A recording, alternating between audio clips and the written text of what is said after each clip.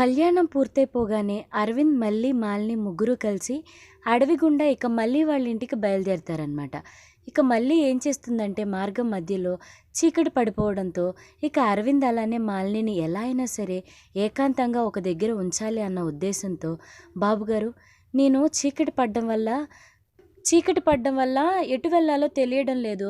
అందుకే ఈ రాత్రికి ఇక్కడ ఉండి పొద్దున్నే వెళ్ళిపోదాం బాబుగారు అనేసి పక్కనే ఒక షెడ్ లాగా ఉంటే అక్కడికి తీసుకువెళ్తుందనమాట. ఇక ముగ్గురు కలిసి అక్కడికి వెళ్తారు. ఇక కొంచెం సేపు అయిన తర్వాత మాలిని అరవింద్ ఒడిలోనే నిద్రపోతుంది. అరవింద్ కూడా తెలియకుండానే మాలినిపై పడుకుని నిద్రపోతూ ఉంటాడనమాట. ఇక వీళ్ళిద్దరూ ఇలా పడుకున్న తర్వాత మళ్ళీ ఏం చేస్తుందంటే రహస్యంగా అక్కడి నుంచి వాళ్ళ ఇంటికి వచ్చేస్తుందనమాట. మళ్ళీ వెళ్ళిపోయిందన్న సంగతి వీళ్ళిద్దరికి కూడా అస్సలు తెలియదు.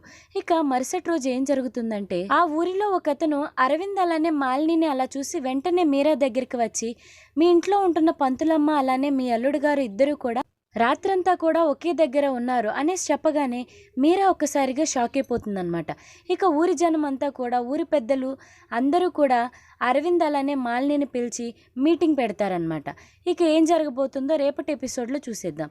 ఈ వీడియో కనుక మీకు నచ్చినట్లయితే please like and subscribe to my channel. Thank you for watching this video.